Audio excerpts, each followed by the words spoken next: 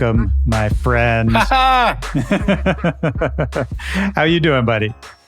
I'm doing well, man. I'm glad to virtually be here for the second iteration of this show, right? Part two, baby. You know what's crazy is that I looked because I couldn't remember. The last one we did was 3 years ago. Dude, time has flown. I know, like, the perception of even with COVID that's an extra 2 years added here. That's, there's a lot I could catch you up on. Man. I think it's meriting another episode regardless. I'm glad you hit me up for this. Oh, dude, absolutely. I've been wanting to have you back, man. And I was listening back to what we were talking about on the first one. I was like, man, we sounded great.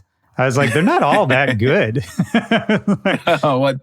Dude, I have since listened back too. And I gotta be honest, I have like probably even through COVID, I've had fans hit me up probably between 5 and 10 times in the last year to just tell me how much they enjoyed just listening to the episode. And it's something that people would frequently on the road after we did it. Like, yeah, pretty much like not every single show, but like every month after we did that, I had somebody be like, I was inspired. So I want to let you know that I think what you're doing is great. And I it's like, I'm surprised there aren't more people that are building a platform like you, because what you're doing is dope. I mean, to be honest with you, man, I'm surprised I'm still doing it. Like four and a half almost years in now, it blows my mind. And so much time has passed, man. I don't know. Like, I guess I saw you after that. There was that one, I think you were playing in San Diego. I remember. Yep. It's funny. We can just jump in like this, because I remember when you came through. And I met up with you at your hotel room before the show. Mm-hmm. And I think I had texted you, and a couple of friends were in town. Jax the Fishworks was in town. Yeah. A few other people. And I was like, oh, this will be great. I'll see Tony. I'll see Jax. We'll like chat before the show, have a nice low-key hangout. And I showed up to your hotel room, and it was like 30 people crammed into a tiny room. Yeah. With you just holding court, more or less. Yeah. Like, okay, pre-gamers. I'm like, I'm always in my own tour management role. I'm lucid and present and for my shows, but I almost need a tour manager to manage me, just because I end up being like the Great Gatsby of the pregame instead of like, it's not that I party too hard myself. It's that I'm like so busy entertaining that I'm like forgetting that we have to go somewhere. Yeah. But my impression is that you like to play that role. Is that right? Yeah, absolutely. I have great friends around the country, and I think, that stems back to, I went to a boarding school, and every one of my friends was from a different state. So like, right. Even after that, like, when I started touring, it was like, oh, I've got like my 5 or 6 best friends are all spread apart the country. This is going to be fun. I've got a lot of couches to sleep on. So I've actually like remained in touch with a lot of, they're not fake friends. I would say like most of the people I hang out with before these shows are like real people I've been friends with for years. And that was a fun night though. Cause Jax the Fishworks, somebody I've been talking to this week. I'm glad that you're bringing that up. I love Jax. Just like coming over from Japan, like that was an awesome coincidence, it was great. Yeah, I mean, he's incredible, man. Shout out to Jax the Fishworks. For anybody watching this now, listening back later, who doesn't know Jax, you got to go check him out. He's been releasing great music over the last few years, working with, a bunch. If you know the music we do, you know the labels he's releasing with. Like, he's just one of my favorite people, and I feel like more people need to talk about him. He's holding it down in Japan too. It's like, he's captured that kind of cool niche of indie, it's like everything from bass house to hybrid trap. He's done like, he's kind of like been booking all and bringing a lot of those acts to Japan for the first time. He brings a lot of people to Japan in general, like not just to DJ. He brought me to Japan for the first time. There you go. Yeah. Didn't you do like a jungle rave with him? Oh my God. Did you hear about that? Yeah, I did. He was probably like, because he's got such an interesting accent. It's like, Willy Joy, man. Like my favorite, I love his accent so Australian much. meets Japanese. That's actually a pretty good imitation. I don't think I could do his accent because it's like, it's half Japanese, half Australian. And then my favorite part is just how much he swears. It's like every other word is like, fucking this, fucking that. It's like, he's one of those guys that like, he knows English super well at this point, but like still like articulates his thoughts in his head while he says fuck. So he's like, fucking, like fucking. Like, I love it so much. But okay, like, Jungle Rave story is... because this was wild. It was me and Diamond Pistols and a few other people out there. Wookie was there. And we did this crazy, it was on a cliff in like a nature preserve, like an hour and a half outside of Tokyo. Wow. And it was beautiful, but it wasn't like fancy. Like it really kind of felt like you like bushwhacked through some jungle there. And then all of a sudden you're sort of on a cliff on the water, and it was amazing, but it didn't feel safe. And it didn't feel, like it felt like if I fell off the cliff, nobody was going to know where I went, Yeah. Yeah. It didn't have trip insurance for that one. Oh, no, my friend. But God, that was incredible. I just remember strongly, because it was a 2-day thing and all of us played on one day, but we hung around for both. And so I just remember like me and Diamond Pistols just like chugging a beer on these rocks on this cliff on the day we weren't playing, looking out at the ocean, getting eaten alive by bugs whose names I can't even pronounce. Oh man, yeah. I mean, what's I've never seen this before. Oh my God, what's this is kind of an open-ended question, but if you think about yourself, this is not what's the craziest gig you've ever played, but what's the weirdest place, the oddest venue? That's a great question. Because the craziest gig, I was asked that recently, and I always I said my craziest club show is Moscow, Russia, for sure. But I just wanted to throw that out. Oh, yeah. Anyway. Oh, yeah. Shout out to Moscow. Weirdest gig. Shout out Moscow. Weirdest gig, weirdest venue. I've done some weird ones. I'm trying to think of. What about like early on when you were grinding? Yeah. Taking any gig. I mean, we talked about Jersey Shore last time, I'm pretty sure. Did we talk about it again, man? It's been 3 years. Yeah, okay. But that's not weird. We'll just touch on that briefly. I talk about Jersey Shore a lot these days. You just can't get enough of that Jersey Shore. No.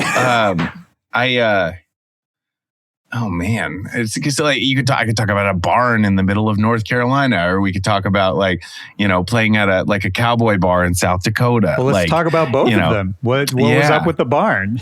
It was this festival that was pre-Moonrise Festival. It was like I played it in 2014, but it was like me and Lucky Date and Trentino and Uzi were at this festival. It was that was a camping festival though. There were probably 3,000 people there. Yeah. But it was at a barn in the middle of nowhere. No, Maryland, not North Carolina. That was a weird one. I'd say playing at in South Dakota was just interesting in general, bringing house music or bass house even back in 2016. That was interesting. Yeah, I mean, what was that like, when you're going to places where maybe the sound, like 2021, I think everyone in the dance community is sort of familiar with that kind of sound. But what was it like early on when you were taking it to places that maybe weren't so familiar? No one had ever heard of it.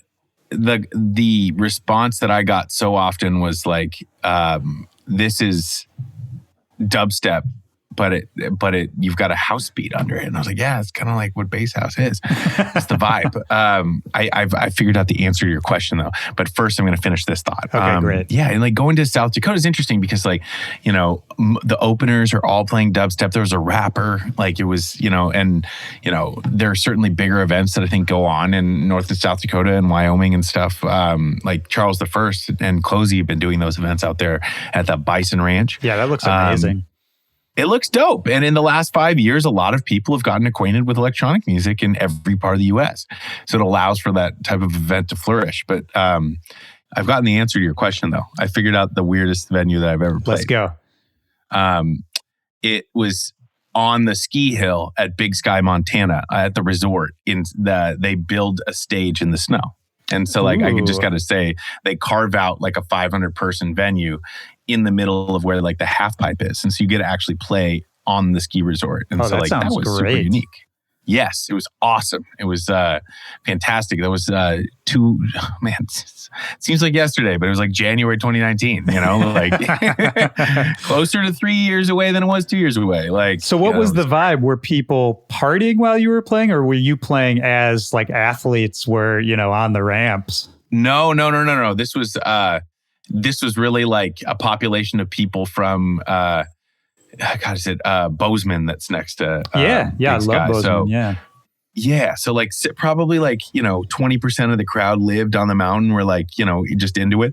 But like 80% of people probably came up from Bozeman. It's like a 45-hour long drive. And dude, it was great. Like they curate festivals like a few times throughout the ski season like that up there. And they're just like, you know, when I say festival, I mean, it's really just like a show, but like it's a one-off production they do with the mountain. And it was just special to, you know, to play not just a place where it was snowing, but like, you know, it was like 100 yards up the ski hill. I mean, like they literally like, there was like a warming tent, and then they built it wasn't even like snow globe, you know, it's you're literally like under the chairlift, like, and they've built the walls up. So like people are like, you know, enclosed in like an ice cave. That sounds so good, man. Yeah. Have you ever done, or are you familiar with Igloo Fest in Montreal? I'm familiar with it because I've been sharing Michael Sparks' video. We just had Michael Sparks on the house call. So I was sharing all his videos from it. I was like, whoa, this is what that looks like. It's incredible. It's similar vibes. I played it a long time ago when I was... Dude, well, I mean, it's Montreal in January, so it's like -10 degrees, and it's an outdoor festival. And, you know, basically people, I mean, it's massive, you know, it's 10,000 people maybe, and everyone comes all bundled up. And the thing is, the energy is so high because people have to move to like stay alive. Right. And, you know, because it's so cold, you have to keep moving. And so people... They're literally dancing because they have to. Like. Dude, the energy is unmatched. I remember we did a sound check beforehand, and I was so cold, my hands went numb. And I was like trying to like touch the CDJs, and I couldn't really do it. And I made them immediately take me to like whatever the Canadian REI is. And I spent like $150 on winter gear. You're like, I got to be ready for tonight. Oh my God.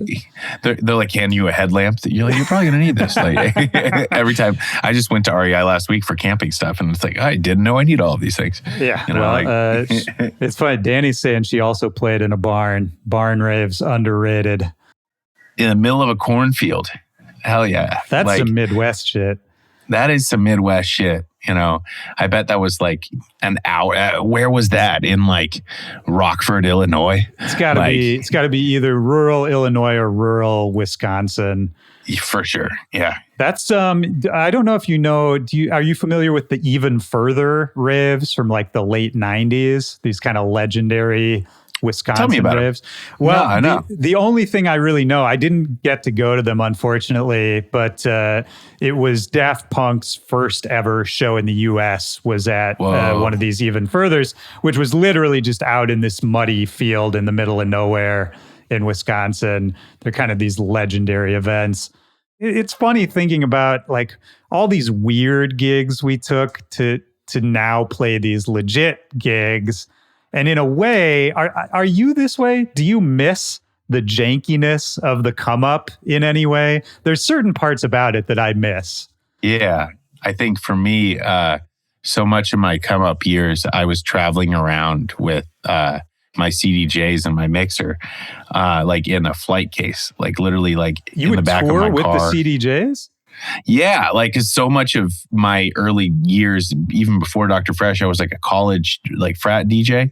And so from like 2009, 10, 11, 12, even into 13, I had, I still have the case in my storage unit, but I was traveling around with my 1000s in Serato, and I was like literally bringing it to, I did, across the US, I did the East Coast, but every other weekend, maybe like every 3 weeks throughout those years in college, like I was literally driving around California to different like colleges, to different houses near colleges. And so much of what I was doing was like, doing my sound check, meeting with the sound guy and whatever that meant. Right. So yeah, and there was so much of it's a different luster to you arrive to like a tennis court and you're like, oh, this is going to be a sick fucking party. I know it is. And then, or like you get to a house and you're like, you have no idea. Like in those years, you're like, someone's like, drive 6 hours, we'll pay you $500, DJ all night. Cool. That was more or less my routine those years. And you were booking yourself, right? I mean, just reaching out to whoever you could find. My manager, Peter, who's still my manager, still helped with some of it. But he was honestly, we were running a record label. So he was honestly I was doing most of this myself because these were party friends that I was meeting at EDC. I was DJing in Hollywood a lot. So there was that element to it too. It was a lot of what I was doing were EDM parties that people were putting on around college environments. So I probably played 20 parties in the Pomona, Claremont area in those years that were like that, around the 5 colleges out there and near Riverside too. Dude, there's so much, but to answer your question, yes. Dude, it's so fun rolling up to a toga party, not knowing that you were booked for a toga party, finding a toga, you know what I mean? Shit like that. And then not really I hate to say this, but I give every show my all these days, but people didn't know who I was back then. There's some shows where I got silly, I got drunk, I got super high. I feel it's not that I miss that state of mind, but I miss being a 20-year-old, Yeah. Well, and really just saying yes to everything, right? Yes, I think as we get older and as careers advance and all that, you start to become more protective of your time and your energy. And anything anyone wants you to do, there's you want to say yes, but then there's another part of your brain that's well, if I say yes to this, then it's going to take X amount of time. I'm going to have to do X, Y, Z. Whereas back in when we were in our early 20s, everything was exciting. Someone was like, do you want to? And you're just like, yes, immediately, you know? I didn't say no. It was there, you also I had no idea what the future would hold. So Danny's put it perfectly. We didn't need sleep. I said no to a show. I can't say what it is, but I said no to a show, a festival recently this week. And it was a smaller festival, but in a market I wanted to play in because it would mean that I wouldn't sleep in a bed for 3 nights in a row. And it was an afternoon set. And so I'm fortunate to have that scenario, but I literally said I don't think I'll be able to perform at 6 p.m. Having finished at 5 a.m. the night before and flying directly to the venue, I said, no, I don't want to I'm not going to put my body through that. Right. I'm sorry. It was late in the game, but I was fuck, man. I literally woke up this morning and I was I did the regret dispelled, but I was shit, man. 25-year-old Tony would have said yes to that shit, 30-year-old Tony's oh, I need to get my beauty sleep, I'll still do the 2 nights, but a whole weekend, Yeah. Well, I mean, it makes sense, man. That's the right choice for you at this time. You know what I mean? Because I feel 25-year-old Tony probably did a lot of stuff that 30-year-old Tony isn't going to do, Yeah. Yes, for better definitely. or for worse. Yeah. I mean, talking about, you mentioned talking about those early days when you're driving around to 20 different shows in this regional area, and you're running a record label with some of your friends, and it's you and your manager figuring it out as you go. Like, what were you focused on in that time? Because obviously you were out there trying to accomplish a lot. You were trying to do a record label. You were trying to do a DJ project. You were trying to be a touring act. You were trying to be a producer, you know, all of these things. Did it, like, was any part of it in your head at that time where you're like, this is the main focus, or this is what I really want to be doing? I was going to answer your question. I was like spreading myself thin, but I was giving myself a lot of different options, because until I got Discovery Project with Insomniac, I know we've talked about that landmark before. There was even a point where I was working for EDM.com until January 2015. So like there was a point in 2014 where I was, you know, like playing Red Rocks, opening up. And then like, you know, after the week of partying at Red Rocks, I was like a week of working in Denver with the EDM.com guys, where I was even like, well, shit, maybe if I don't get a booking agent here in the next few months, next year, maybe I should just go full time on, you know, business and marketing and analytics and sales and like, you know, doing PR, like, you know, kind of what which is what I was doing for money in addition to being a DJ. I was like, you know, that was half my income. And so I was like, for me, it was like always about giving myself like, not a backup plan, but I was doing like, I've been always doing like 5 different things. But I'd be lying if I'd say that the primary goal's been to be Dr. Fresch. Before that, I was to be DJ Tony Fresh, you know? Right. And then in high school, it was Walk the Plank was my DJ duo, you know? That's right. I remember you telling me that before. It's such a good name. Yeah, thank you. Walk the Plank. I've been hanging out with my co-founder. He's back in Taiwan now. He's not planning on getting back into the space, but right. I've been still trying to find a 320 of our song that was on Bandcamp, Predator. So if anyone can find that. Oh, yeah. If you can find Walk the Plank, Predator, I would also love to hear that. Thank you. Yeah, you guys let me know. I can't find it on my computer, so it's on an old hard drive. I just got to find it. Man, I mean, it's that kind of energy, man. You're so full of energy. Vic is also saying that in the chat. But have you always been that way? Like, were you, as a kid, were you just like running around all the time? Bouncing off the walls. I've always, but I'm like, the part people don't see is like, I wouldn't say I'm bipolar, but like, I definitely like, oh my God, I lose energy in a major way. And when I do, I usually Irish exit the party and I know exactly when to leave. You know, I go from being this really high energy, bouncing off the walls, like, you know, not high strung, but really like wound up. Like you can imagine me like one of those like wind up monkeys, right? Yeah. That's how I am. Like, but then I crash, you know, and not emotionally, but my energy level for sure. And, you know, I would say that it's like balancing the two Tonys, you know? Yeah. A lot of artists would agree with that. Yes, but yeah. Yes. I mean, do you think of yourself as an extrovert? That's how I would describe you. Total extrovert, but I also like, I've been living alone during quarantine when I haven't been living with my girlfriend who's in Canada. So like I can spend a week by myself and only see people who work at coffee shops and restaurants and be totally fine. No, I enjoy my solitude though. I think it's really important. Like, well, it's interesting. That was going to be my next question is, you know, over this last crazy pandemic year, was that hard for you to be separate from people, you know, for more or less in everyday life? Because for me, as an introvert, as somebody who, you know, regains energy when I'm kind of by myself, it wasn't, you know, that part of it wasn't that hard. But I have extroverted friends, and I know it was super hard for them to feel so disconnected from their people.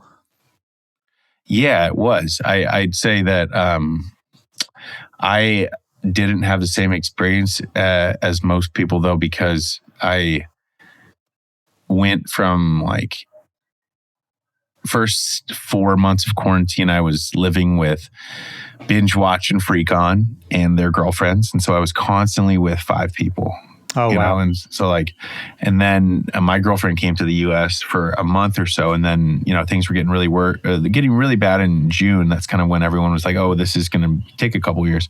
So I moved to Canada, and we spent the 3 months together. And then it wasn't until September when I started. I came back because I rented my home out in L.A.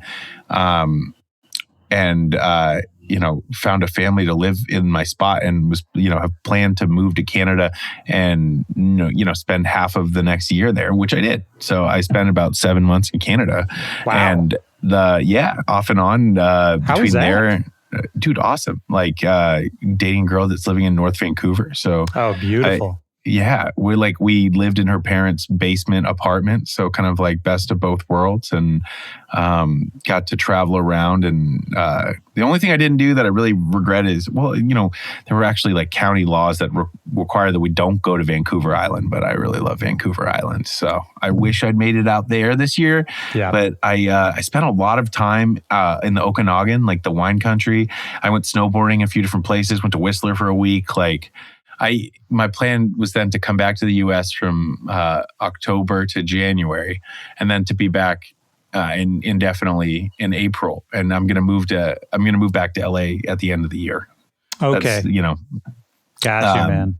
Yeah, so I'm going to be the top of 2022 coming back to the city, but I've been living in a condo that my family's had. It's where my grandma lived, and my cousin's been living here, and so I've been here alone most of the time. So, my cousin splits time between California and New York. So I've literally I've been living by myself in a fishing town of 10,000 people on the California coast. That's where I am right now. Incredible. It's super beautiful here. It's different world than LA, different world than New York or even Orange County. I'm on the one, I'm not on the 101. Wow. It's beautiful. It's, given me a time to reset. And I would, in touring, one of my favorite parts about touring was kind of I even learned to enjoy being alone, in Australia or even in Russia for a day or two, really crazy places before or after meeting up with the artists or the promoters I'd be with. There's something that I enjoyed about traveling alone. And so I'd take Airbnb trips to the desert for 3 or 4 days by myself and record. And so being by myself for 7 days at a time, I've been going to see family or friends every week or so that I'm up here. But I'm going to probably end up living alone in LA for the first time ever when I move back. Other than I lived alone in college for 7 months, and I'm probably the best 7 months of my life there. But yeah, man, to answer your question, I'm not an introvert, but I actually feel that recharge when I'm alone. That's interesting. So, yeah. I mean, maybe there's a spectrum of it, Yeah. Maybe I'm both. Yeah. I was talking to Diplo once. I think it was on this show, and he's constantly surrounded by people, never alone, ever. And I asked him about that, and because I was like, man, it really seems like you just can't be alone. It's always people. And he was like, oh no, I love being alone, which really, it blew my mind to hear it. Cause I was like, man, if you love being alone, you should try doing it some more, man. Yeah. What is he, did he say what he does alone, or was that just a response? No, he was saying that, he'll just, basic stuff. He was like, I love just zoning out, watching Netflix by myself. Which, I get it. I'm sure for that kind of lifestyle where it's such an extreme amount of people and interaction and activity, I think just physically you'd probably have to take a little break every once in a while. Yeah, I sometimes think about just the caliber of touring that guys like Skrillex or Diplo have done, and Do you ever look at somebody like that, or really anybody in your life? It doesn't even have to be DJs necessarily, but somebody who's operating on such a high level at such a crazy pace where at a certain point you're like, man, I don't even know if I would want that much success. Yeah. So I, up until 2018, specifically that year, I wanted that. I was I used to think because some people would always throw out like Skrillex did 300 gigs the first year he was touring. I like that like rang through my head as like, must have been like 2011 that happened. So for me, it was like, oh man, I want to get to that point where I'm DJing that much. In 2018, I accepted every gig that came my way. I flew over 240,000 miles that year. Nice. That was the year that we were talking. That's right. Back to back Dr. Fresch V1. Yeah, which by the way, anybody watching this right now, anybody listening to this back, you got to go check out the first episode when Dr. Fresch was here, because we go into the whole backstory, all of that. We're going to touch on some of it, but man, it's really good. I just re-listened to it earlier today. Oh, thank you, Will. I had a blast on it. Yeah, guys, go check it out. It's different topics than we're talking about now. Willy's doing a great job here of we're doing like a check-in and also like it's retrospective though at the same time. Oh yeah, today, and I got questions for you. Don't worry, I got plenty. But yeah, man. But what were you saying? 2018. Yes. You were saying yes to everything. 2018. Yeah, it was pretty insane. I toured at my maximum. And it was then where I started to look at touring as more of an objective, not like a more is better kind of like objective outlook, like how many shows can I book? But the objective outlook being like, how do we check all the boxes? And the boxes for me then became, okay, you really need to like design, if not like, I started to play hard ticket venues for the first time, after that, like 2019. We didn't do LA. We didn't, booking a hard ticket venue idea for LA next year, and trying to like basically transition into doing like a real tour. And I remember I had lunch with a buddy of mine who's a tour manager, day-to-day manager for hip hop guys, actually, not former tour manager, and he was saying you want to like make sure that you're in front of as many eyes as possible, but like with for festivals and for opportunities for club shows, he's like you got to like know when to stop. You got to like enjoy your life. Like don't overexert yourself. He's like you don't have to play every city every year. And so for me, then I went from being like, okay, 45, 46, 47 weekends, whatever it turned out to be, like we can, for me, like I was like, I need to live and enjoy my life a little bit too. Like I'd love to have, a weekend a month or like, yeah. I mean, I'd say like I enjoy my ideal year is like doing an entire festival season and doing like 3 to 4 months of touring, like a hard ticket or 2 hard ticket tours. Like, and I've started to look at it like that. And like, I realized that I want to be a career musician now. And like, it's kind of been like that since I've had an agent. I've always known that I wanted to continue to do this as long as, the fire's hot. But now I look at it like, well, like, what is it going to look like when I'm 50? Right. What do I want it to look like when I'm 50? And also like, my goal for a long time was like, maybe I want to be a TV show host. Maybe I want to like get into like the more Hollywood side of things. And so then I also look at acts like, like even guys like Fortet who are like incredible musicians, but like, and have incredible fan bases and, can build these really great experiences and have been DJs for 20 years, 25 years, don't necessarily need to overexert themselves. They can still have a family and record a ton of music and then give their fans shows that they really care about. Like, and so like, I think it's all about finding a balance. Like 3 years ago, I would have been like, fuck yes, we're doing it, but now I'm, I want to make sure that we check all the boxes, and the boxes are people I care about, like different fan bases in different cities that I really want to bring special interactive shows to, right. Like curated lineups, like, or instead of like, back to backs and curated lineups, like open to closes in different cities, like the right, I want to make sure that's why like I woke up thinking about the festival I said no to today. Like, and that's the first time I've ever done that. Like I felt like, oh shit, maybe the power of no for me to sleep. Oh, man. Like the power of no is the realest shit ever, man. It's that. And you know what? I'll just take a sidebar real quick, because I think for anybody, any up and coming artists, anyone who wants to get into the kind of stuff we're talking about, that's such a good lesson to learn as early as possible, is the power of saying no to stuff, not doing what we were talking about earlier of just saying yes to every single potential opportunity, all of that. The earlier you can really take that power, because the thing, it's scary to say no. Like even for you, I bet saying no to that festival is scary, right? Yeah. But man, the power it gives you, because to not talking about them specifically, but say if somebody offers you a gig and you say no, the fear is that, oh, that was the one shot, that'll never happen again. But the reality is that it's just going to make them want to book you more later, and it'll probably be a better situation. And whatever the reason you said no was the first time, maybe that will have cleared up by then. Yeah, man. As long as you don't get complacent. It's like one of the biggest words that comes to mind when I give advice, to artists. It's like, don't, I saw like a really cheesy meme in the last day or two that was like, success isn't earned. You don't own success. You like rent it. And the cost of rent is like the sweat equity.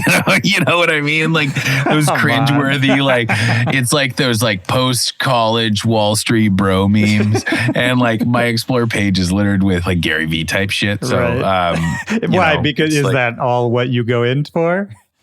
It depends on like what tangents. I go through phases. Sometimes it'll be like all skateboarding and weird nature, and then other times it's like wake up in the morning. You got like make your bed. That's like the first, and that is honestly I live by that. I make my bed everywhere I am. I do too. Yeah, there you go. Yep. Shout out to who else does that and is like a big advocate is OK. He was the first person I remember really talking to where he was like, that's the first thing you got to do. He has like a whole routine. He's like, the second you walk out of your house, you got to be dressed nice. Like his whole thing is just like ready at all times. I love that, man. I agree with that too. I actually, the dressing up thing, I've been wearing my like workout PJ clothes everywhere in public now. And like, I used to like put on outfits to go around LA, right. like not crazy stuff, but I used to like put on my favorite jeans and like, a stylish t-shirt and a jacket. And like, now I'm wearing not shorts with holes in them. I was working out with shorts that had holes in them though. And now I'm wearing like my corduroy surfer shorts and like, Nice. Oh, I guess I'm wearing a Huff shirt, so it's got a little bit of taste here. Oh, but yeah. a little bit.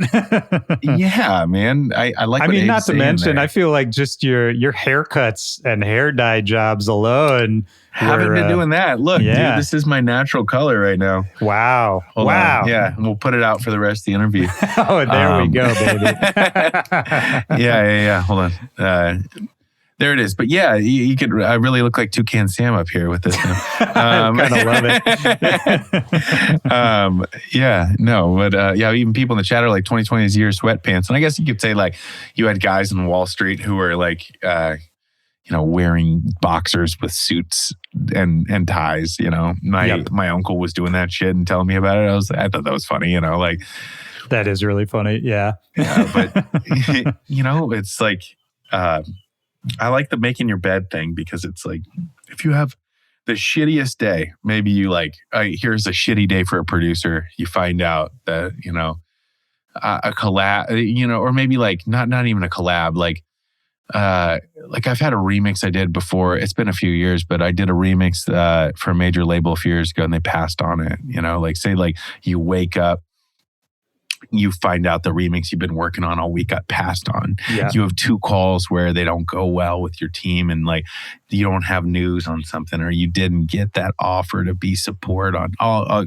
Maybe I didn't get Chami's tour support, and like there are other Chamis that I wanted to tour with and that didn't happen, like you strike out at the end of that fucking day, that's when people like crack open a beer or have a joint and they watch Netflix, but you walk downstairs, you go to your bedroom or upstairs, that shit is made, Yep. Yeah. And you just That's what walk it's about. by and you see it. It's a subtle thing. And it's just like, oh, I live in a nice place, you know? Like I have a put together life, I think is really what that sort of subtly says to me anyway. Yeah. You know, you mentioned earlier going to the boarding school and talking about making beds and all that. I don't know why it connects in my brain, but was that, first of all, what prompted going to the boarding school? And what was that experience like for you lifestyle wise? It was, so like my parents grew up, both of my parents kind of grew up in like farming towns in Ohio and Central California. So they were not like, this was not on their radar. And I went to school in San Francisco growing up, grew up in the Bay and so West Coast, not a lot of boarding schools in the West Coast. Right. But my buddy, his mom had ties to the East Coast and they were like trying to send him away to a boarding school, but he was really smart and like, you know, it's definitely like an academic environment. But the boarding school that he was going to was like famous for you know, its music program as well and the arts. And so that's what drew me there. That's what he was like, he's like, you should apply to this. And I was like, I was just going to go to like my local Catholic high school, like, right, you know, just kind of continue on my path. And I was really stoked on that. But then, you know, my best bud was like scared shitless. And I didn't realize it at the time. It took me like 2 or 3 years into high school to kind of realize that like he really peer pressured me into it because I became so fascinated by it. Like he was like, dude, like it has like one of the best music programs in the country, like incredible brand new performing arts center with like practice rooms. And I was like, holy shit, there's a studio on campus, which is true. Right. And like I ended up, you know, starting to learn Pro Tools and definitely learning Logic there. Like, that's like, and I was like, you know, deeply involved in like Jam Fest and which was our like, you know, inner boarding school, like music fest, you know, right. So I guess I threw a festival in 2008, I guess, you know, there that is. But that, you know, that was, it wasn't, it was very strict in its dress code. It was like a prep school. It was like a New England prep school. If you know, like Catcher in the Rye, that was like what I went to. And like, I'm very not like a preppy kid, you know? So like, it wasn't military though. I had a buddy growing up that went to military school and he like recounted that for me while I was at my boarding school. And I was like, nah, man, like you can't bring girls in your rooms, but if you get caught with your girlfriend, like out in the woods, like you're cool. Like, you know what I mean? Like, and he was like, bro, I have to wake up at 5 a.m. and flip a quarter on my bed, you know? So like our lives were different. It was really academically challenging where I went. It was like, you know, it was my life. Like I didn't have time to barely had time to do anything. Like the idea of like having a free period was a lot. Yeah. Not enough time to really get in trouble too much. No. And like I was, you know, my parents gave me so much freedom that I didn't break the rules at school, which would breaking the rules being like smoking and drinking. I wasn't into like super hard drugs in high school, just smoking and drinking. But I had like actually my friend group all like, you know, kind of like went to the one dude's house that lived in town. Everyone, you know, like there was 2 guys that lived in Connecticut and like a guy that lived in New York. And then, like I said, the rest of the dudes were in like Massachusetts, Ohio, the South. We had 2 in California, you know, that was kind of like my friends, but we all like partied at my buddy's house. And then, you know, like my girlfriend in senior years, like, same scenario. Like, you know, I didn't even smoke weed on the campus because I was like, it's such a gift that I get to go here. And like my parents like let me play beer pong in high school, like with my friends. Like they were really cool. Yeah. Super lax. They're like, but don't you fucking drinking drive or you'll lose everything, you know? And I was like, yes, absolutely. Right. So like, you know, that's more of a European approach. I feel like that's the kind of European parenting, you know? I thought it worked, you know, like I was never reprimanded for doing that, like partying, but I got grounded really badly for hosting a party at my buddy's house where we like invited a bunch of kids over and like caused some destruction Actually, there were like 2 or 3 instances like that between, that's Between you what I and got in me, trouble yeah. for, Right. I've always thrown good parties, I was talking to my mom recently. The first event I promoted was in 2005. I was 14. Wow. And my parents were like, we were like, the girls that we were dating I went to a Catholic school, but we were dating these girls from like the fancy private school down the road. And they like were throwing these crazy like 8th grade graduation parties, and we're like, what the fuck? There was like a circus at one, and I was like, it was summer after we graduated from 8th grade, and so like I was like, yo, like to my buddy who's the kid whose parents sent him away because his dad his parents were pretty rich and they like throwing money around. So I was like, hey, would you fund a graduation party if I found a bar to host it? And I was 14, and he was like, yeah, good luck.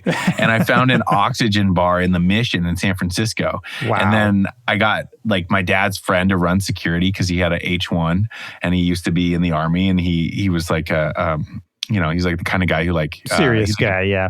He's a PI. He actually took photos of people who were like cheating on their husbands and wives. Wow. So interesting guy. And then I got my friend's brother to DJ, and like I was just like play a bunch of Mac Dre and Andre Nickatina, like all that. Hyphy was like on the come up, it was 2005. So but I promoted this event. We got all these eighth grade kids come, like, donate $5, and like, it was like 120 person party in a bar in the Mission. Damn, so you packed it out. Yeah.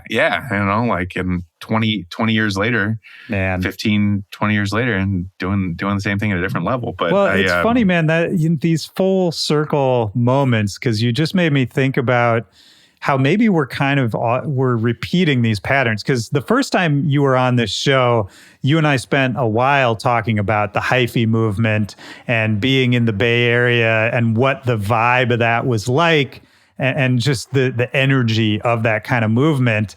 And I remember you were talking about, you were looking at these people, the titans of it, Mac Dre and Andre Nickatina and all these people as just these titans basically.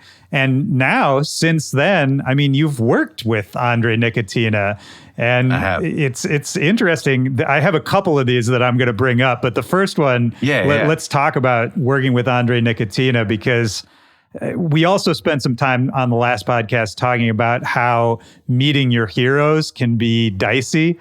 It can either go one way or the other, And, talk about that. Like, was that an odd thing to work with or even think about working with somebody who had such an effect on you as a kid? Yes, I could totally be candid and funny about this right now too. So I've never met him in person still, because it happened during COVID and I was living in LA, and that whole thing transpired between like February and March of COVID. So it like all of that work happened like in the 3 weeks after the lockdown, it immediately went down. So like what happened was I'd been sampling. So the actual cut is a sample from his first album. It's the acapella from his Dre Dog album. I ended up getting in touch with him.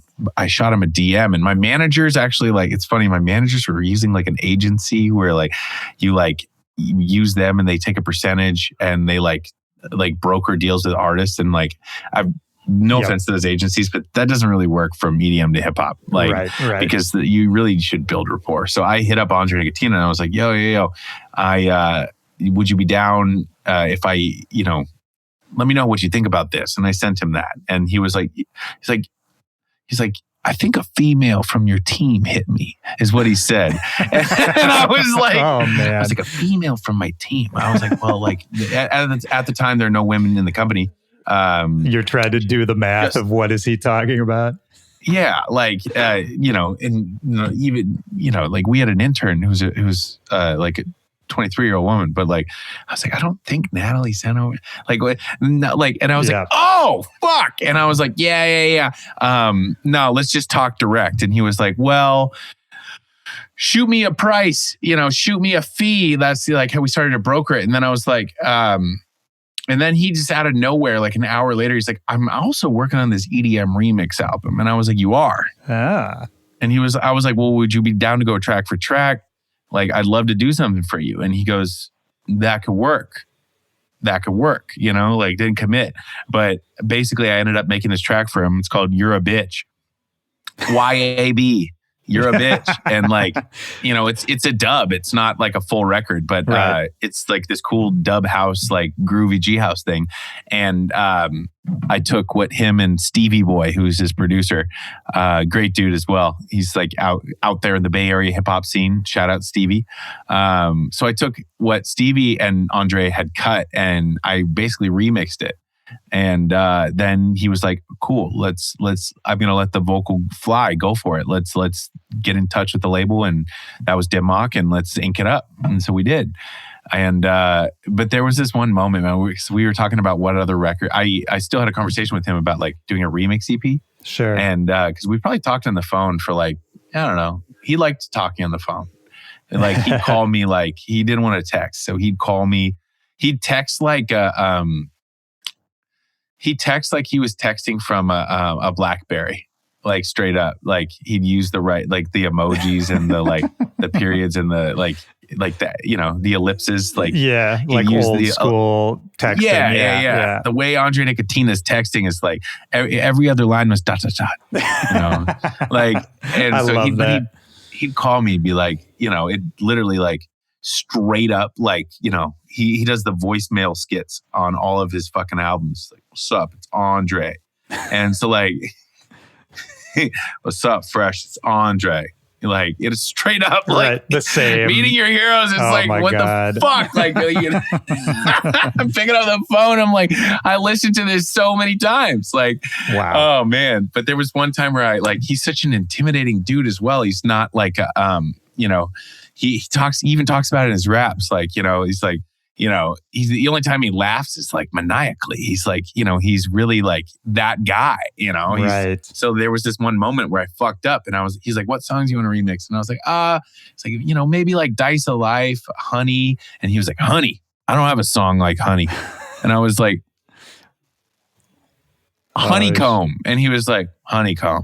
And I was like, phew. He just checks you real quick. In the middle, I was like, he's like, so what songs would be on the remix EP? And I rifled off like my faves, which were a lot of his hits, but yeah. I've gotten deep in the catalog, but I've listened to most of his music, but that was an experience, man. It was different. I mean, it's interesting thinking about, I've talked to other people about this, people who work with rappers and either they bring them into the dance world or go into their world. Was there any of that kind of lost in translation, like just explaining sort of what this is, why this works? Because I mean, Andre Nickatina hasn't really done dance records, right? No, this was the first time his album Drugs, DRUGZ, came out last year. And it was the first time he'd done any dance, and Stevie had architected. That's why that album is like mostly it's like a dance remix and dub album. But Drugs was, You're a Bitch was a new song, a new cut. Right. But it was done as like, it wasn't marketed as a dance record though, as well, like a dance album, I mean. So like, he didn't understand what the major disconnect for him there was. Like, why are you going back to my record, It Don't Stop? He's like, why are you sampling something from 1993? Right. Like, he's like, why? He's like, what do you mean? He's like, you don't want to feature, you just want to use this? Right. And I was like, yeah. Like, I was like, this shit works. You still like tonally don't, he's aged well with his voice, like, oh yeah. But there's, I love how we're talking about hyphy in both. We had to do it, baby. I mean, the thing with that though is like sampling in general. I mean, not only I feel like your early career was built on sampling and remixing and bootlegging and all that, but it's different. I mean, I have such a love for sampling because there's a nostalgia to it. Like even if the person hearing the song doesn't know what the sample is from, I think there's some kind of magic in there, and I don't know what it is, that kind of takes you to the time and the place when the sample was recorded, you know?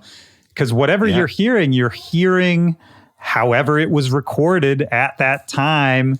You're hearing all those little details that maybe you don't even know what they are. But man, I don't know. Was it weird for you? I mean, let's talk about that actually, because you did start bootlegging and remixing. What was it like switching from that mindset to let's write an original song instead? It was hard. It wasn't like I hadn't wrote originals concurrently. Right. Like I was writing original music at the same time, but in fact, I put out the Dr. Fresch EP, which has been uncatalogued, but you can still find it on YouTube. I put that out in 2013 in the midst of that, but a lot of those records I'd written before the remixes were my main focus.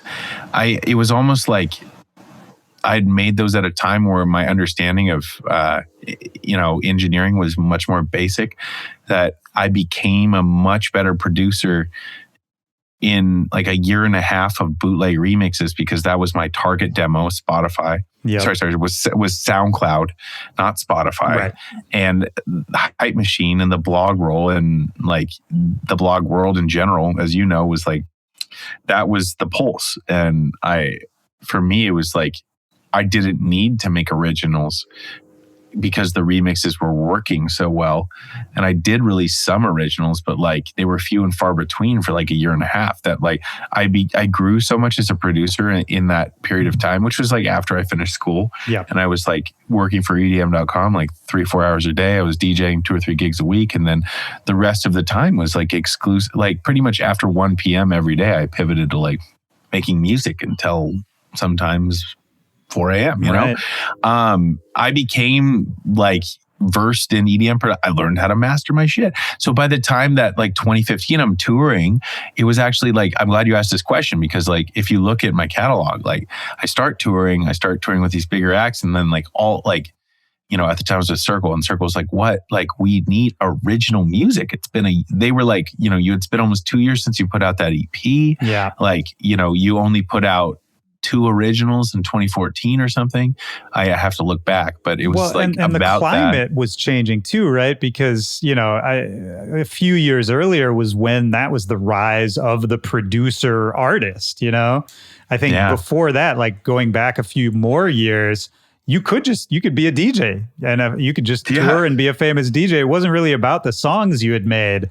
And it's so wild because I think people who entered the scene after a certain point that's like hard to even conceive, you know? Oh yeah. You read that shit on social media and it's like, they're like, what makes your favorite DJ your favorite DJ? And like, you know, people will be like, the immediate thing is like, I love this album, like blah, blah. They don't even think about like to answer it. Like, I love the way that like, you know, he does such quick edits on the fly live, you know, like that'd be an answer 10 years ago. Right. Like, you know, what makes A-Track your favorite DJ versus watching Diplo? And people will be like, you know, the live instrumental, like not live instrument, the live turntablist aspect of A-Track versus the fact that Diplo incorporates dance hall or something. You know what I mean? Like their brains are different. You're like, and so kids are producer and DJ synonymous with each other almost. Yeah. Oh, 100%. And that's my whole thing watching anybody's DJ set is like, I want to see how your brain works.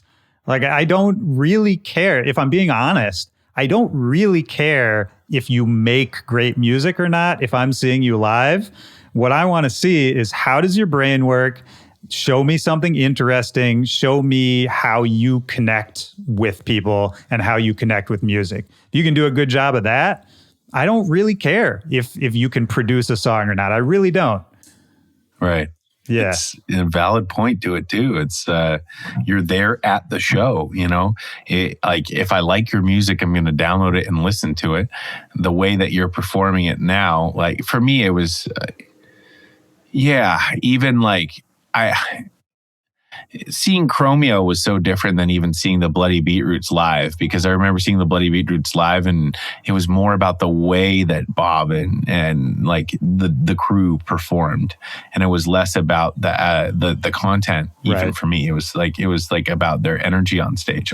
Even though they had pivoted to the band at that point, but with something like Chromeo, then like we're like seeing Fleetwood Mac or like Stevie Nicks at a concert this year. Like you're like, I'm there to hear Dreams. Right, of course. Versus, yeah, I completely agree, man. And now that we're talking about it, I think part of it too is, in a DJ set, like production can be learned. I feel like having the intuition for music is a harder thing to learn.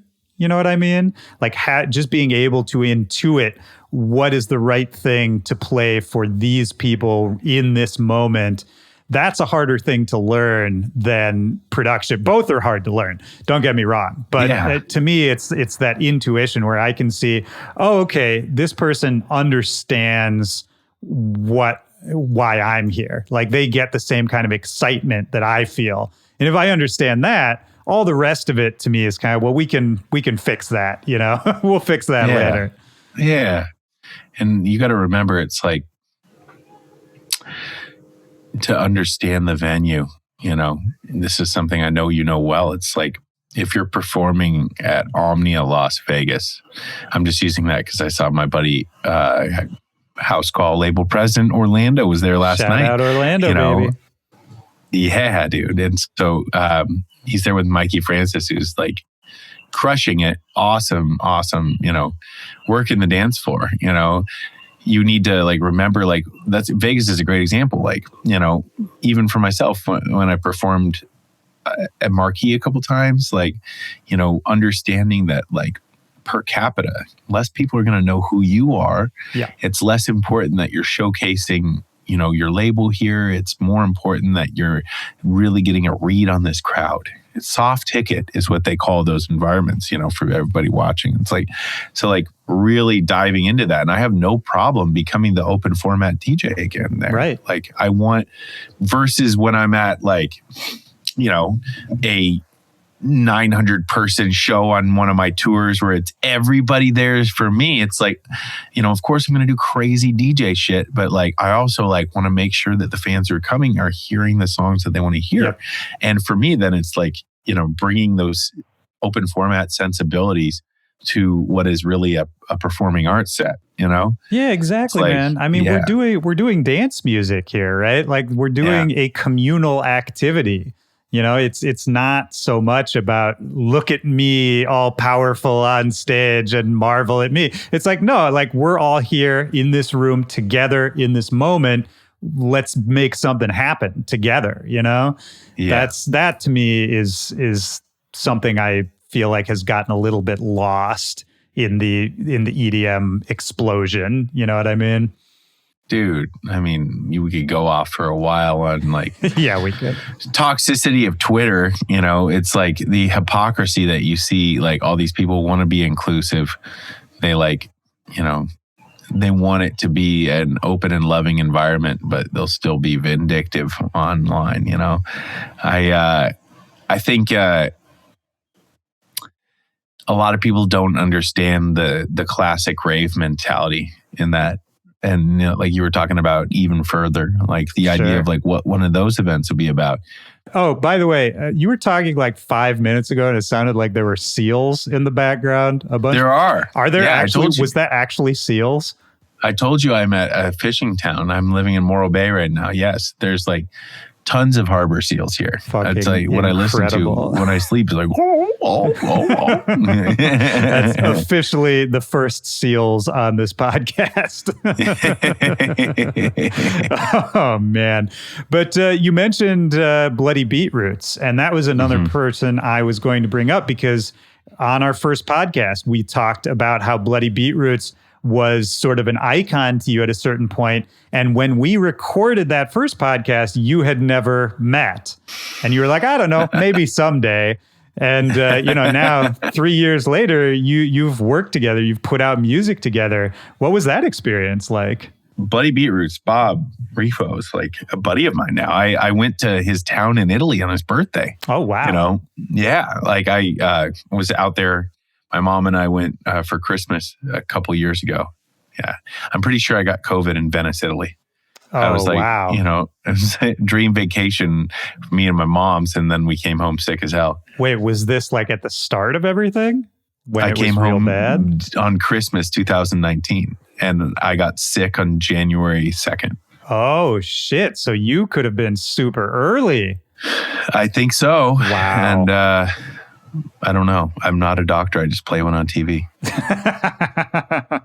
Man. I say that all the time. Yeah. No, but getting to know the Bloody Beetroots, it was so special. I got hit up by a couple people like, he was in the area. Electric was like, yo, Bloody Beetroots wants to get a hold of you, dude. Like, you know, check your DMs right now. And I was like, what? Like, he shot me a message.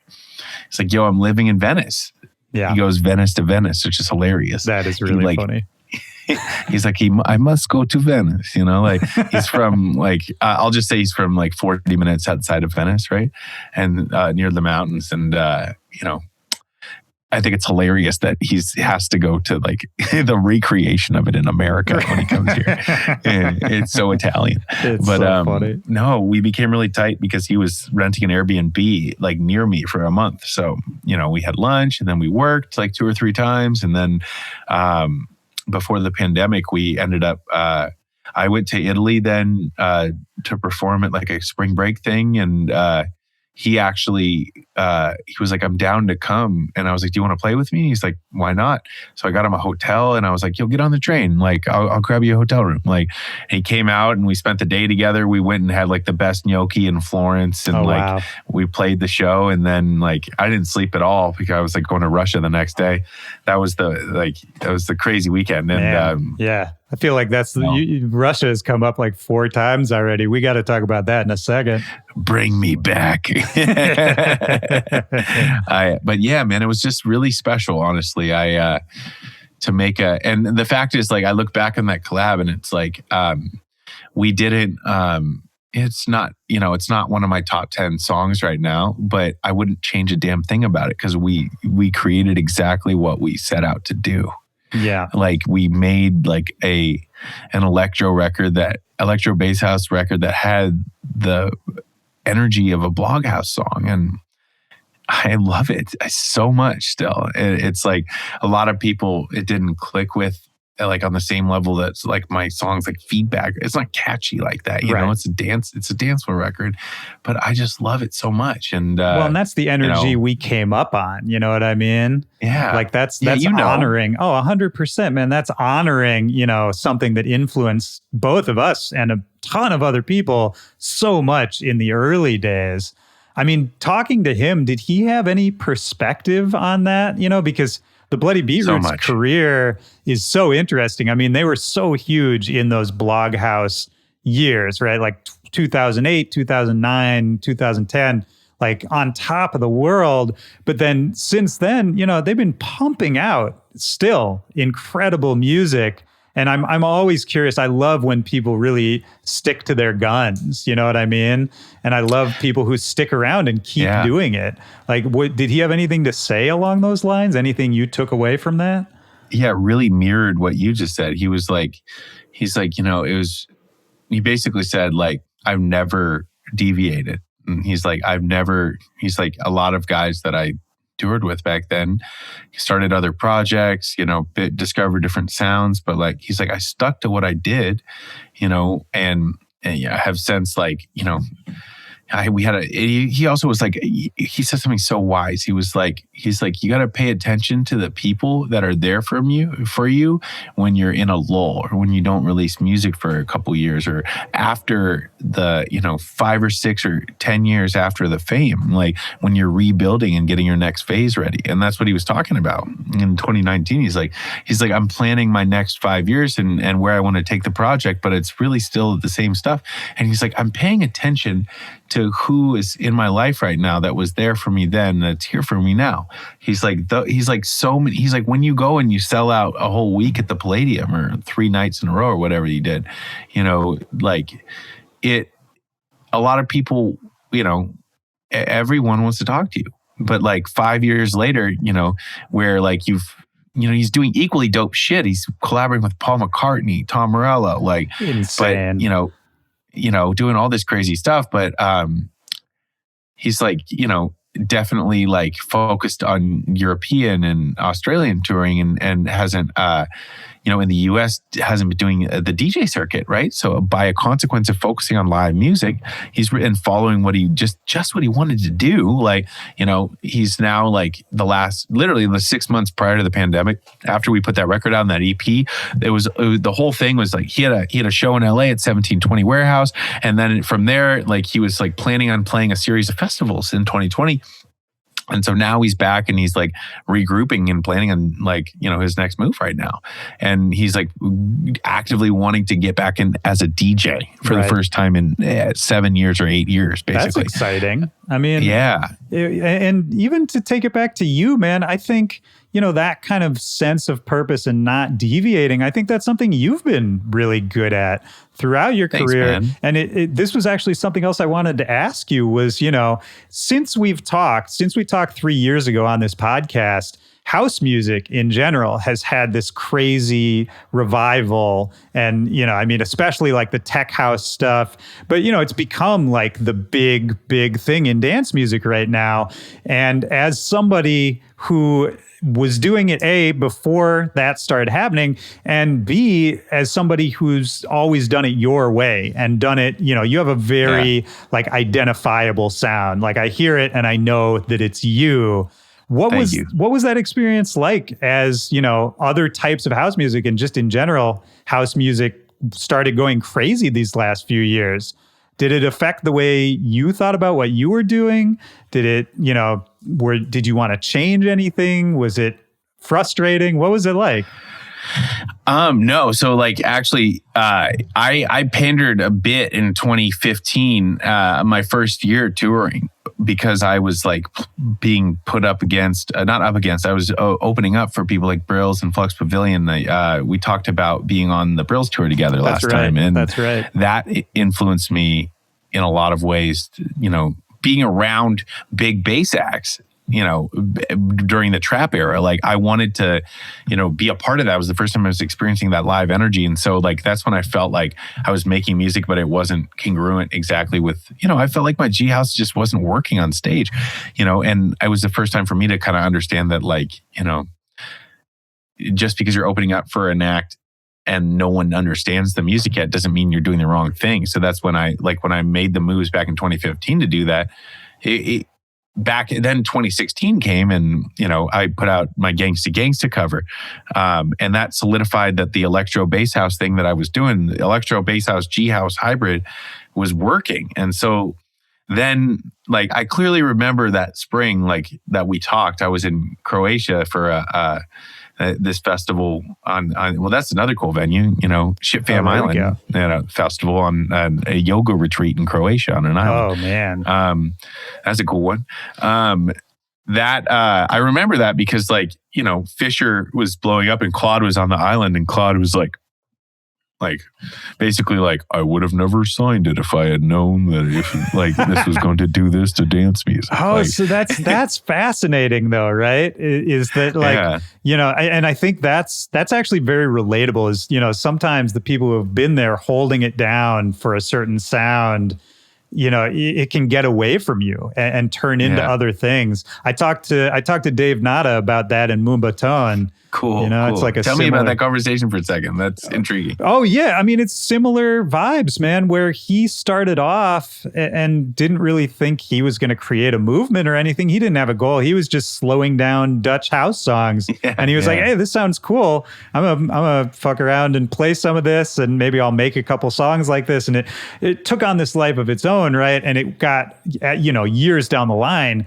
so big that it had kind of gotten away from, where his head was at with it originally, which is, more of like, I don't want to mischaracterize him, but, more about the rhythms of it, more about the blending of the cultures and the sounds versus, kind of like, oh, this is like a new kind of dubstep, which is what I think it kind of turned into.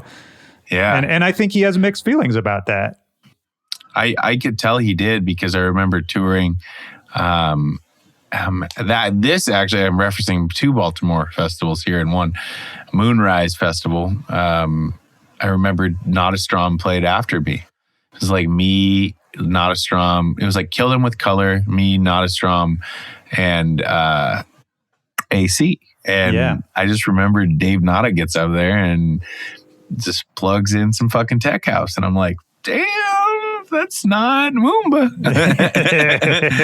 You know, it was like deep tech too. It was like, you know, like Martinez Brothers or something. I was like, whoa, like that's interesting. Notastrom as a whole, man, they put out, it kind of got slept on, but they put out a whole deep house album after the Moomba Tone wave, and it's amazing. It's so good. I need to get back into that, man. I feel like some of that might be more current now than it was then. That's actually a great point. Yeah, I should do the same. But I want to get back. You were saying Claude, you know, was talking about. We were talking about those moments when house music became big, and whether or not that like reinforced or no. For me, it was like, okay, so I saw the onslaught of tech house coming, and like I remember even back to like in college. I recently had lunch with like one of my best buddies from the music program at USC. It's like, he's in commercial real estate, but he's like the biggest tech house guru I know. He's like still an insane DJ. And he was just like, I'll never forget, we were going to like see, this was like 2011, 2012. We were going to see Butch or somebody at Sound. And it was like super German, you know, tech house, like very underground, you know? And he's like, I swear to God, man, like give it like 5-6 years, we're going to see tech house on the radio. And I was like, no. I was like, maybe like pop over it, but then lo and behold, Fisher Losing It is on the radio. Crazy. And, you know, and so I saw that happen, and this is a long-winded explanation of like, I stuck to my guns though, because what I was experiencing was like, I was like, no, when I pandered to trap, it didn't work, you know? And I felt like it like, or like even prior to that, I was like, you know, simultaneously making like chill trap and deep house and all these different styles. It's like, no, like I found something that really worked for me with the mid-tempo G house electro bass, like, you know, and even like my house tempo stuff, like it carries through, like the sound design and everything that I do, I feel like is reflected. Like you said, I have a recognizable sound. So I feel like I'm like, okay, cool, great. House is getting big. Awesome. It just makes my life easier. I'm not going to change my style. I'm going to go harder into it. Just knowing that like, even though I make harder shit, the fact that people will like 4 on the Floor music again will mean that like, it's going to work better in places like South Dakota, you know, like there's a trickle down effect. Trickle down economics may not exist, but trickle down EDM does. Trickle down EDM. We're coining on the podcast officially trickle down EDM.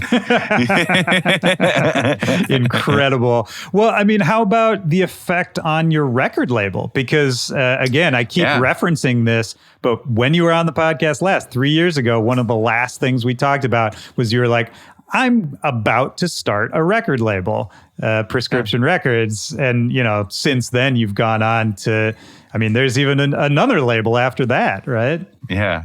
I pivoted for, how do I say this in a legal manner? I pivoted for legal reasons. That's a very legal way to say that. Very legal and very cool. Yeah. But the ethos actually changed a little bit too from my old label to House Call. You know, talk about when it. I went and I mean, like when shit hit the fan and I knew I had to change the name, the vision initially when I wanted to start my label, because my very first label, Prep School Recordings, was multi-genre. It was like indie dance meets electronic, and we were signing Louis the Child and Millennium, and we're doing everything from Me to Sunburn. It was like we were running it like Dimmock or Fool's Gold. But and for a lot of those names, that was also like kind of their first time out, right? Like early Louis the Child, early Millennium. First EPs from them, yeah. Their first multi-track projects, and first time we had the first. Oh boy. Okay. Somebody's having car it's trouble. Tourist season out there. Sorry, yeah. There's like, let me know if you want me to shut the window. No, I don't know how loud good. the seals are. No, but Loud Luxury is another one. No, those guys, went on to make incredible moves in their career. So when I got down to business with my next label, trying to prescribe people, the goal was to create a culture, and I was like heavily inspired by Dirty Bird and Night Bass, and I wanted to create like a singular sound. And so like I was trying to basically curate acts that would kind of fit the mold. I was even using the same mastering engineer for a while. I was like, everything needs to have that, like be like sonically consistent with each other. And then when shit hit the fan, it gave me an opportunity to look at my career a little bit more, like I stepped back and looked at my DJ sets and I looked at my production.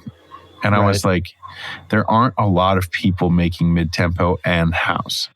And so I was like, well, what do I play in my DJ sets? And like, I even remember I asked Justin J if he'd be interested in releasing on Prep School back in 2013, because we went to school together. And he's like, I'm really trying to put my chips down on labels that have a sound. And he told me that. And wow. He was like, and so that was something that I was like, oh shit, okay. And at the time he was all about Dirty Bird. And he was also doing some stuff with, oh my God, I'm forgetting these names. It's been so long. Oh man, Droog's label. Culprit. Yeah. And he was like, yeah, man. He's like, I even make different mixes. What he said is like, I even make different mixes of records based on whether or not I know Jamie Jones is going to play it or Claude Von Stroke's going to play it. And I was like, shit. And so like, that's smart. Yeah, but he's like, the one thing that he said on top of all that was, he's like, you should only put out records that you think should fit in your DJ set. So that was the one thing that stuck with me. I was like I was debating whether or not I wanted House Call to have this sound or like try to like tailor that and focus on the instrumental aspect of it. And then I like thought about, okay, well, what's in my DJ set? And so I just like, I made it a little bit more simple, a little bit more open-ended. And so for House Call, it was like, okay, I started thinking about it instead of, we're curating a restaurant. Like, you go to a Mediterranean restaurant, you go to a Lebanese restaurant, you expect it's Lebanese food. You're not going to get a fucking like ponzu sushi roll, bro, I'll have the ponzu sauce across the street at Oku, like for me, it was like, okay, but it fits in your DJ set. Like, for open format DJs, there's a limit, but I was like, I don't play trap anymore. I'll play like a trap breakdown, but I'm not a bass DJ. I play mid-tempo, electro, G house, bass house. I have like, there's a more cohesive thing here. And so I was like, I started thinking about it like the Brady Bunch. That's what I've been telling people. Like, you have like 9 boxes. Each character fits into the same TV show, but they have a different personality. There's a dynamic. So like you put acts like, now you take acts like Wafu, who's like, designing like a really interesting style of UK bass. He's from Australia though, and he uses like massive and older synths to do it. And then he defined by his sound design. Then you have someone like Wednesday, who's like on a mission to like, create this bridge between bass house and metal and emo. And that's totally different than Wafu, but they fit in the same DJ set. They're characters in the same Brady Bunch. And even Freakon's doing stuff with like, he's doing stuff on like Noizu's Techni, and he's doing stuff with me, but he makes like the bassy side of tech house, and he also raps on his tracks. So that makes him a G house artist. So there's all this like, I can't sign straight tech house records, and I can't sign anything that's like dub, but there's this weird kind of like, how do we create Blockhouse? We make it like, choose your characters in the show. It's got to fit in the same picture, So like there are boundaries to this shit, but what I've tried to do is really highlight the artist. So that's why we've been focusing heavily on vocal singles or, singles that really exemplify their sound. Yeah, it's interesting, man. I mean, in all this time, it's crazy because we started off talking about how when you were young and just starting off, you were doing all these different things and putting out all this different energy. But as we keep talking, I'm sort of realizing that you're still kind of doing it. You're like active in so many different arenas, like Dr. Fresch is going very strong. The label is going very strong. You've been, this last year, I think we got to talk about for a second, heavy on Twitch. doing tons of streaming and all that. I mean, is that just how your brain works? Are you always looking for the next thing? Is that discovery part of it exciting? I think so. For me, it's like I've worked with other labels, like Dimmock's a great example. I was their intern 11 years ago and I ended up releasing with them 10 years later, full circle. But another full circle moment. Yeah. And by the way, if you want to hear that whole story, go listen to the first Dr. Fresch episode. There you go. For me, it's like I've always wanted to create my own landscape, like have everything I need within my own, like, okay, we'll build the label, we'll build the brand, like for me, it's, I can't not do that because when I think about what I love about DJing, it's also putting on other artists and dropping. One of my favorite things to do is drop a new track that no one's ever heard. It's my that comes absolute from somebody that favorite. isn't me. Absolute favorite. Yeah, it's so good. Yeah. As a DJ, and I know that you enjoy being a DJ as well as a producer.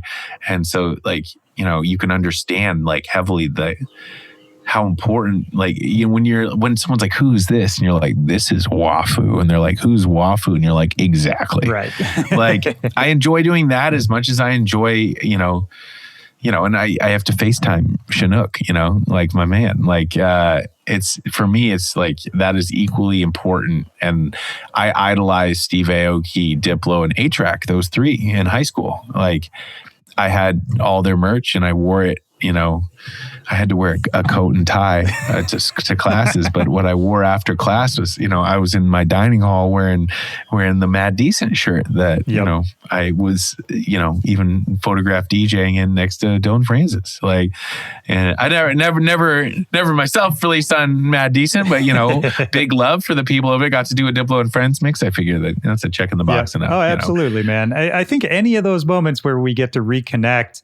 I want to ask you about Full Circle with Dimmock too, but just to so you don't feel bad. I mean, it's the same for me, man. I was the same way, and I ended up working with Mad Decent, but I didn't end up working with Dimmock. But for any of that, it's all of it. I'm just grateful for any of it, man, because it's something I wanted so bad when I was young, but you never really think. I don't know. I did think it was going to happen, but then also when it happened, I was really surprised. You know what I mean? Yeah. It took me a second. Like I was just talking with, I guess it all started with, I was just talking with Jimmy Yoshitaki and then I had lunch with Brian Linares, just like who was my boss. Jimmy's, doing a lot of the A&R stuff with Lauren, and Brian's still running the marketing division at Dimmock. So these are people you worked under as an intern at Dimmock. Yeah, Jimmy was somebody that I'd come to know in he's been working there for the last 5 years. So Lauren Padman has been working there for almost 10 years, but came right after I left. And then Brian has been working with Steve Aoki since 2007. Right. So like he was the guy that hired me. So we were having lunch in downtown and like, yeah, he's like, yeah, then, he's like, yeah, you should definitely, we should do a whole EP or something, man. Like, why stop at a single? And I was just like, I remember just sitting at that lunch being like, I'd have times where I'd laugh with Brian back in the day, but I used to pick him up when he was hungover at his apartment and bring him to the office and we'd get coffee or something, or we'd get like Big Mama's pizza for lunch or something, Right. I'm working with like Felix Cartal, Glass Pedals, somebody I'm working with right now. Yeah. It's like, I was doing the marketing for his EP, his Joker EP. Like I was removing the pirated Mediafire links for his Joker EP and like the Dada Life, and I've got to open up for Dada Life and Dada Land, gotten to collab with Felix Cartal. Like, it's all these full circle things happen. Yeah. And like you pinch yourself and you're like, well, fuck. Like, it's like I'm still myself, but now I'm a Dimmock artist, you know? Well, and I think what's cool, man, I don't know if you can wrap your head around this, but I think we're at the point where you're going to start having that for other people who are coming up behind you. You know what I mean? Even in the chat right now, Vic's saying full circle for him is going to be if you sign him on the label when he starts making music, Yeah, Vic, that's it, man. It's a beautiful thing. Vic's cousin Arctic's not far off. I'm telling you, Vic's it's one of my mods. He's the man. I'm telling you right now, Vic, you should get in the studio right now because it's in your genes, bro. Your cousin's crushing it, man. But look, dude, I don't want to keep you all day. I do. No, it's been great talking. It's been so good, man. I think people have been asking questions while we've been talking. We got a little form people can fill out to ask a question. So let me just look at this real quick and see if anybody asked anything interesting in here. Well, speaking of Optimus, he's asking. Well, I think I know the answer to this, but how pumped are you for Bonnaroo? And are you going to be doing anything special at that show that you wouldn't otherwise do at other shows? I'm so excited for Bonnaroo, and I'm glad you're asking. That is full circle. I don't know if we talked about that on the last podcast. I'd have to. I don't think so. No, yeah, let's talk about it for a second. Bonnaroo was the first camping festival I went to back in 2009. After that boarding school I went to on the East Coast, my friends and I decided to drive down. It was like a 16-hour trip, and we did it and spent the week in Tennessee. And I wore that wristband on my wrist for my whole first year of college until I went back to Bonnaroo the next summer. Did the same road trip, and it has such a huge significance for me. And so to answer your question, I want to try to play music that was big at that Bonnaroo for me. And my most memorable sets from that night were, there was one night where I had to leave my friends because nobody knew these guys yet. Yeah. But it went Phoenix, Crystal Castles, and Girl Talk. And my friends all met me for Girl Talk, but they were like, who's Phoenix? Who's Crystal Castles? And I was on Hype Machine all through high school. So I was like, that was my shit. Those are two of my favorite bands. Holy shit. And I'm there in the crowd, and Alice Glass is climbing over me in the mosh pit. And I'm like, holy fucking shit. This is great. I'm there, taking shitty photos of her in the crowd. Of course. I got to bring it full circle. I will, and I always like to do a nod to that. So I got to find some staple that'll be recognizable and sentimental. Yeah, I love that, man. I mean, that makes me think about you talking about working with Bloody Beetroots too, trying to find new ways to inject the feeling we had when we were first coming up and excited about everything, and figuring out a way to sort of package that up and present it to a new generation, right? We're not always successful, but that's the secret sauce we're shooting for.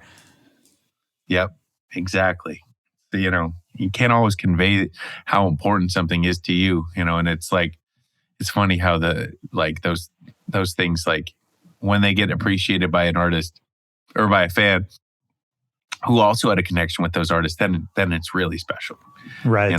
They're like, holy shit, I was at that concert, or I listened to Warp 1.9 myself, that shit's insane. Oh man, it's wild. Have you talked to Steve Aoki anytime recently? Have you had any of those full circle kind of conversations with him? We don't have that kind of a rapport. I'd say he's an acquaintance of mine, and he frankly wasn't that present. I was definitely building furniture in his house and doing shit for him and thankful, but he wasn't necessarily present for that part of my career, or hadn't tuned in until I got reacquainted with the label. So sure. And I mean, to be fair to him, I wouldn't expect him to be managing Dim Mak interns while he's off being a global rock star. Right. Yeah. It's you get it exactly, man. He was like, oh, sick, cool, awesome, yeah, let's do it. Love the music. That was and then saw him on tour shortly after that, and it's cool, man. Good to see you. Fuck yeah. Thanks for cordial. Yeah. Good stuff. He's but a sweet there guy, wasn't the emotional. It wasn't like the Bloody Beetroots where I got to. I haven't spent one-on-one time with Steve in 10 years, and that was the last time that was in my car after I picked him up at Burbank. Right. Oh man, I still remember you told me the story about how he sent you an angry email because you got a parking ticket. That was, bro. I love that story so much. It's like, I wish that I wasn't logged out of the Dimmock email account so I could go and find that. Just forward it to me. Yeah, that would be amazing. Yeah. I feel like you got to boy. turn that into album art, man. See if they can pull it for you. That's what I'm saying. Yeah, I should hit up Brian and be like, yo, do you keep track of everything in the last 15 years? Like, oh my God. It's so good. That's funny shit. Oh, man. All right. Well, I'll let you get out of here, man. I want to ask you one more thing because I was listening to some of your tunes before you hopped on the stream here. And I had forgotten that you did a remix, and we'll end it on another full circle kind of note. Cool. That you had done a remix for Rico Nasty. Yes. For Smack a Bitch, which I thought was super interesting for a few different reasons. One, because it's, Rico Nasty has gone on to like show all of these influences of dance music and hyperpop and all this other crazy stuff. And two, this is kind of the full circle part for me, was that original beat was made by Kenny Beats, formerly of Loudpack, formerly in the EDM scene. And I was kind of curious for you, like, how did that come about? And did you ever get a reaction from anyone on their side of it? Because it's just interesting to me to sort of like come from like a dance music thing to a hip hop thing, then take it back to a dance music thing. It was like it's like a snake eating its own tail kind of thing. It was quite a full circle thing. It actually came through.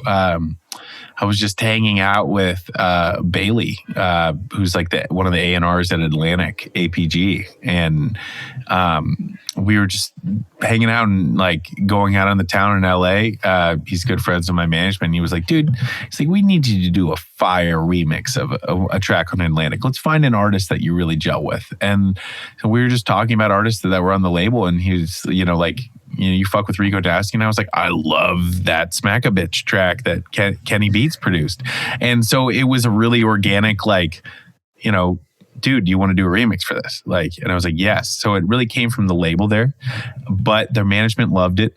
I've never corresponded with Rico. I recently like slid back into her DMs and I was like, yo, I just wanted to say thank you for the opportunity. And we never touched base because she, like Rick Ross, just discovered the DM request thing on Instagram. Oh, really?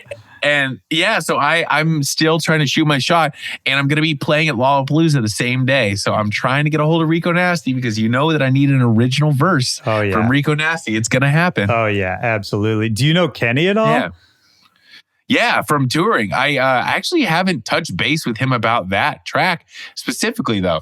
But I went on tour with Loudpack for a few shows back in the day, and I know that you did the same, man. You were playing alongside those guys quite a bit.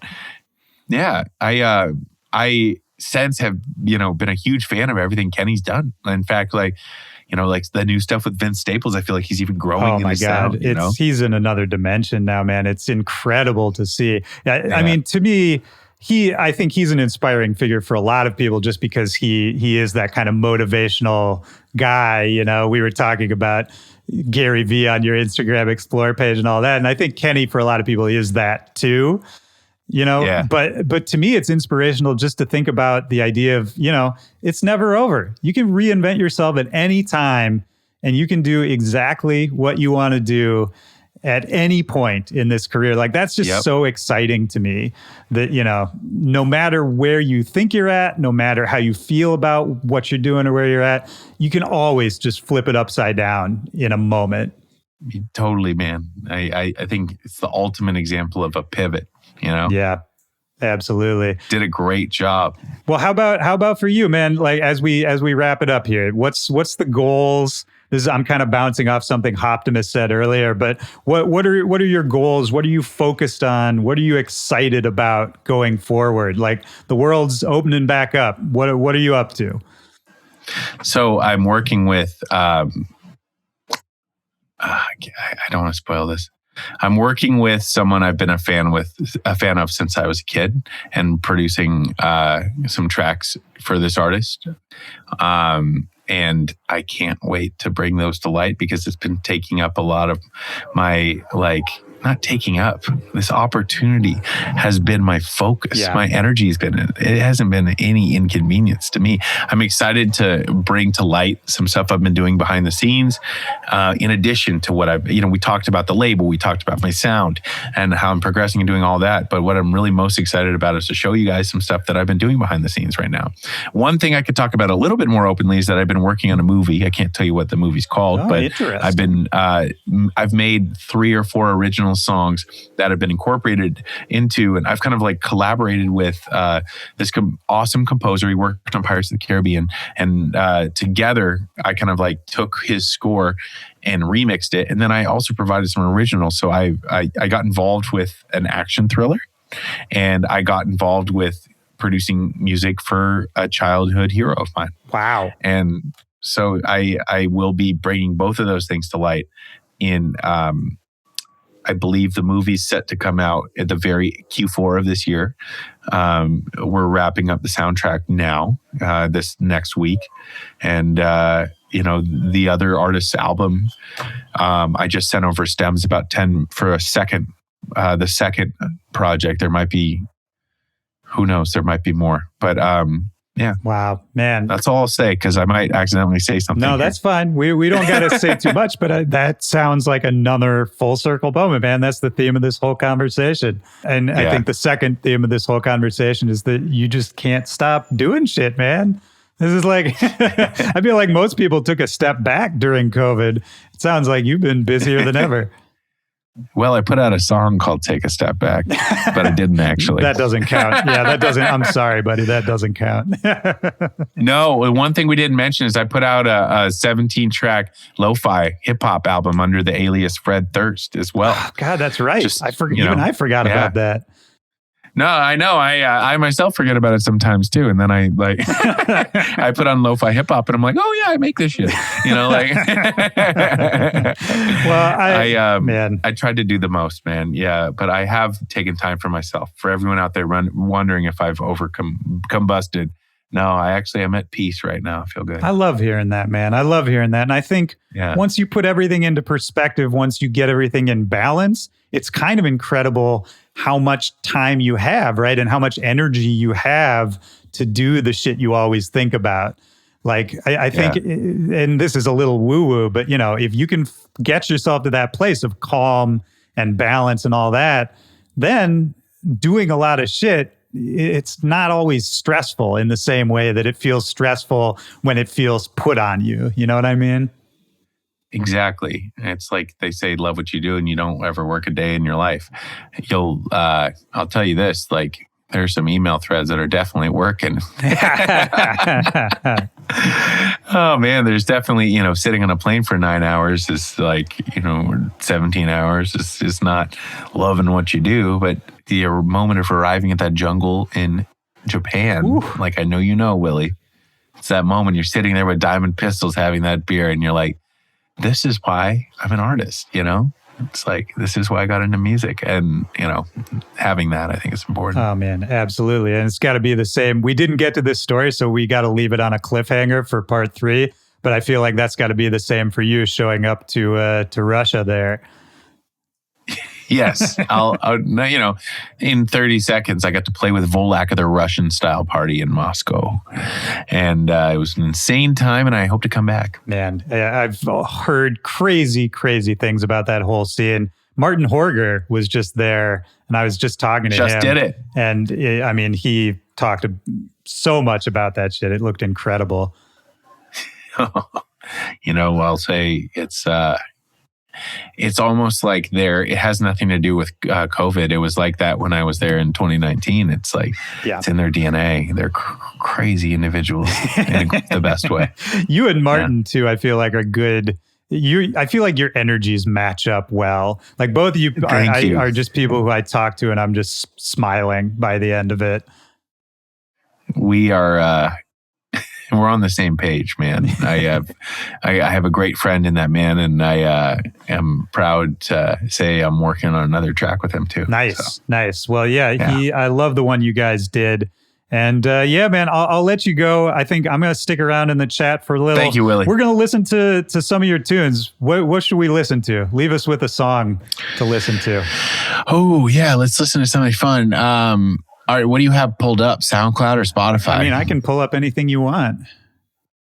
Oh, yeah. Why don't you put on... No, bring it back. Let's bring it to something fun like that. I still feel like is Dr. Fresh. Why don't you put on my remix of Gucci Mane Pills with a Z? Yeah, let me find it real quick. Yeah, I got it. We're talking about records. We talked about, before I kind of pandered to trap and I started to make more bass house. This is one of the first records where I felt like I really injected that heavier sound in there. So this is like formative. Yeah, this came out about 6.5 years ago. I love that, man. January 2007. Sorry, 2015. Hell yeah. Well, this has been great. You left us with a perfect song to talk about here. And buddy, I love you. It's so good to see you, man. Love you too, Willy. Have a great one, man. All right. We'll catch up in person soon, man. Have a great day. Thank you to everybody watching right now. All right, buddy. And this has been Back to Back. I love you, buddy. Take care. Bye.